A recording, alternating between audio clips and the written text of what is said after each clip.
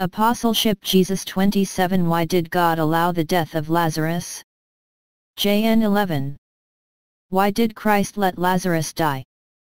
This is the question that Martha will ask Jesus, and Mary will tell him also, "If you had been there, my brother would not have died."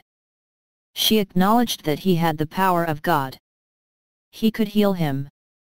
They had sent for him, and he and his disciples had been saying, "This disease does not lead to death," and indeed, he will resurrect him. But why did he let him die on the first place?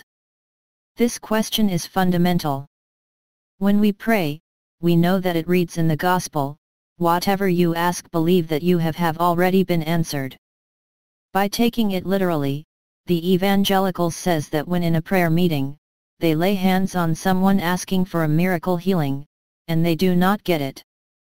The problem can only come from the lack of faith of either the sick person or themselves. Hence, it cannot be a decision of God, since if we believe, there will be a miracle. Well, this evangelical reasoning is a mistake, and it stems from their theology, which holds that faith alone is enough to save. In Catholic theology, that of the Church founded by the Apostles, faith is the door that opens salvation because it allows you to trust and know God. But what saves is love. It is a love that is called reciprocal charity with God.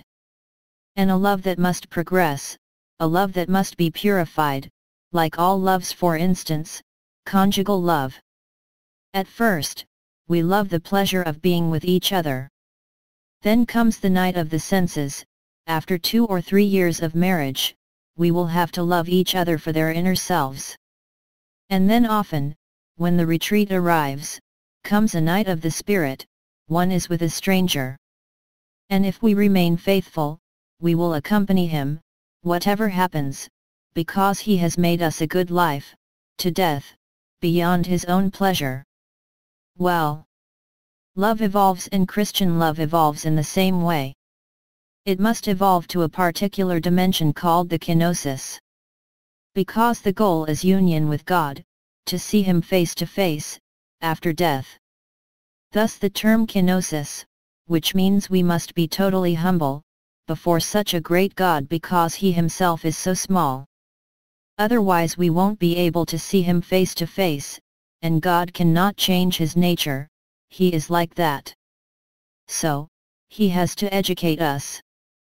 As a result, it happens in life, that he sends trials. And this is the case for Martha and Mary.